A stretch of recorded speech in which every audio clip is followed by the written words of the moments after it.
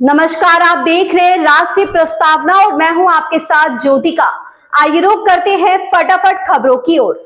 रोजगार महाकुंभ में देश की बहुचर्चित करीब 50 कंपनियां युवाओं को उनकी योग्यता के अनुसार रोजगार देंगी। महाकुंभ का शुभारंभ मुख्यमंत्री योगी आदित्यनाथ ने किया।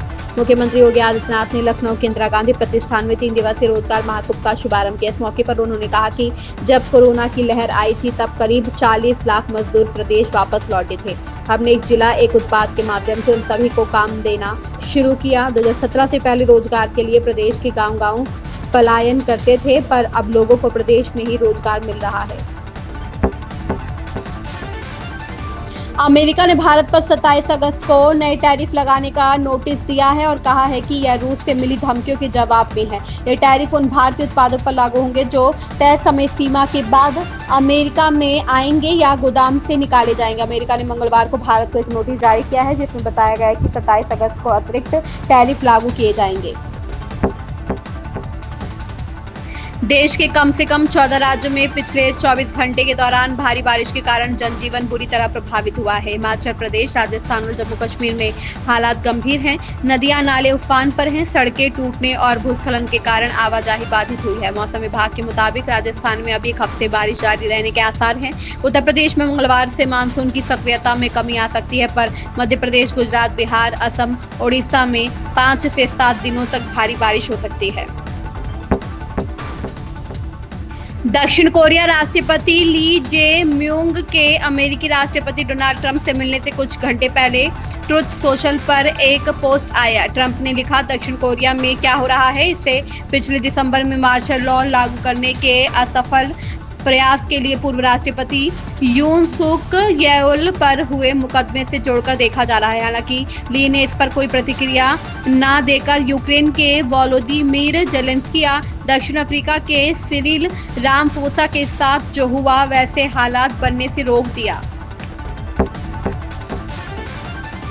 राष्ट्रपति द्रौपदी मुर्मू ने फिजी के प्रधानमंत्री राबुका से मुलाकात में कहा कि भारत डिजिटल तकनीकों जैसे यूपीआई, जनधन और आधार के अनुभव फिजी से साझा करने को तैयार है। उन्होंने द्विपक्षीय सहयोग बढ़ाने पर जोर दिया और भरोसा जताया कि यह दौरा दोनों देशों के रिश्तों को नई ऊंचाई देगा। फिजी गणराज्य के प्रधानमंत्री सिटिवेनी लिगामामादा राबुका ने सोमवार को राष्ट्रपति द्रौपदी मुर्मू से राष्ट्रपति भवन में मुलाकात की।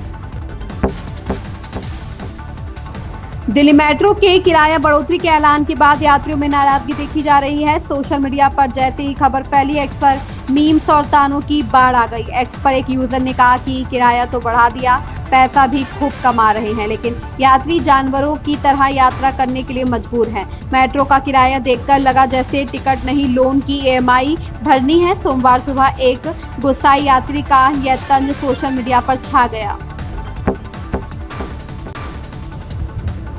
उपराष्ट्रपति चुनाव में इंडिया गठबंधन की तरफ से प्रत्याशी बी सुदर्शन रेड्डी मंगलवार को लखनऊ आएंगे। वह यहां कांग्रेस सपा के नेताओं से मिलेंगे। इंडिया गठबंधन के उपराष्ट्रपति पद के संयुक्त उम्मीदवार बी सुदर्शन रेड्डी मंगलवार को लखनऊ में सपा और कांग्रेस के सांसदों के बीच अपनी बात रखेंगे। प्रदेश सपा मुख्यालय पर आयोजित कार्यक्रम में सपा और कांग्रेस के सभी सांसद आमंत्रित किए गए हैं। इसके बाद सपा अध्यक्ष अखिलेश यादव और बी सुदर्शन रेड्डी संयुक्त प्रेस वार्ता भी करेंगे।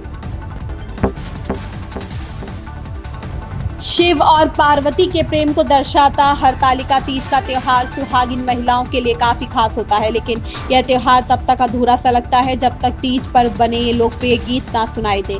आज हरतालिका तीज का त्योहार मनाया जा रहा है। इस त्योहार को भगवान शिव और माता पार्वती के मिलन का प्रतीक माना जाता है। इस दिन सुहागिन महिलाएं अपने पति की लंबी आयु और सुख के लिए उपवास रखती हैं। इस दिन निर्जला व्रत रखा जाता है और घर में पूजा की जाती है। इस पर्व पर कई भजन और भोजपुरी भाषा में कई गीत भी बने हैं जो इस त्योहार को और भी खास बनाते हैं।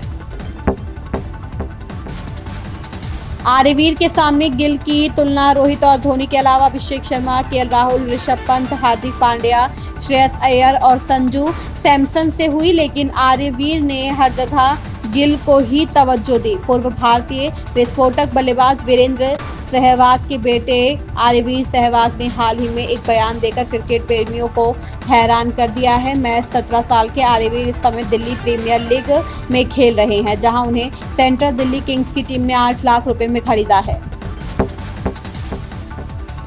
आम आदमी पार्टी के नेता और दिल्ली के पूर्व मंत्री सौरभ भारद्वाज के घर मंगलवार सुबह प्रवर्तन निदेशालय ने छापा मारा है। अस्पताल निर्माण घोटाला मामले में ईडी ने कार्रवाई की है। वहीं ईडी की कार्रवाई के बीच आम आदमी पार्टी का बयान सामने आया है। दिल्ली में आम आदमी पार्टी के नेता और पूर्व मंत्री सौरभ भारद्वाज के घर समेत 13 ठिकानों पर प्रवर्तन निदेशालय ने छापा मारा है। इन खबरों में बस इतना ही। बने रहिए राष्ट्रीय प्रस्तावना के साथ।